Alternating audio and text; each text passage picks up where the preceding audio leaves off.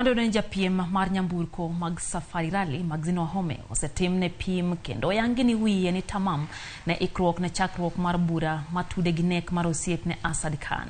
Okil mare Philip Murgor oloso kalero ni gin kod adieri ni bura ok dhi mako Maxine ni mar gin kod neno moromo lero ni oonge kod ketho moramora. Bura no chakora yanga odiochieng' makiny.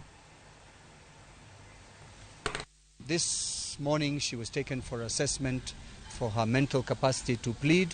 We're pleased to inform you that, of course, she's fit to plead. Of course she's fit to plead. We ask and we pray that the DCI and the DPP are ready with all the evidence so that the case can start as soon as possible. Thursday, if possible. This is a case that should be dealt with as quickly as possible. The young lady who is now locked up has her life at a standstill.